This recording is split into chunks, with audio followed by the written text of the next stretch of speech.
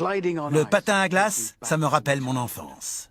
Le froid, le gel, les chutes, la douleur, les rires moqueurs, les sanglots. C'était le bon temps.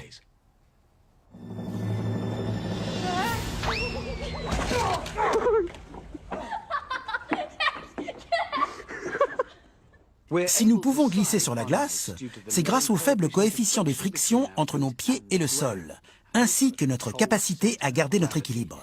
Mais pour aider certains patineurs à tenir debout, voici quelques conseils scientifiques.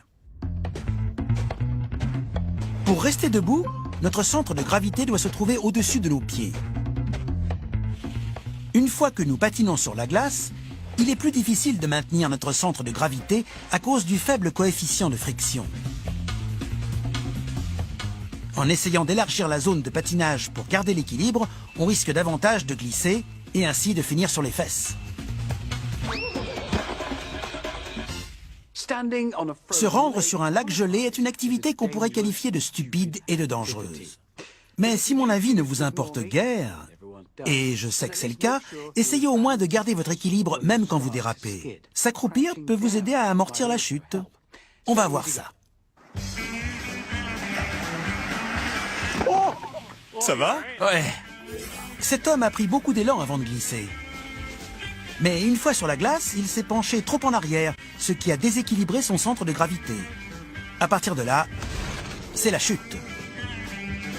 Une mare gelée, l'endroit idéal pour faire de la glisse. Ouais, bah finalement, non. Attention de ne pas tomber, Matt. Excellent conseil. Oh, ça doit faire mal. Il a tout de même l'air content, malgré cette énorme chute. Quelle chance! Des gens ont filmé de belles cascades sur la glace. Attention. Se pourrait-il qu'ils étudient en secret les coefficients de friction? C'est ça? Ou bien ils sont juste... bizarres? Elle va tomber.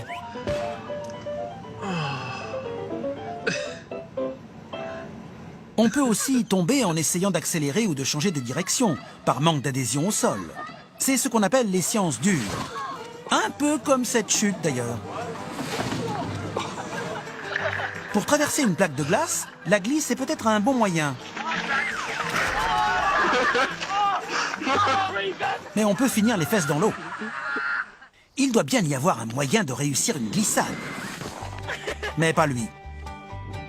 Et celui-ci, réussira-t-il la glissade parfaite?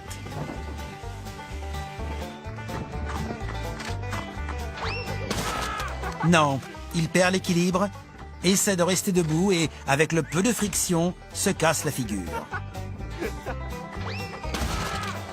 Classique!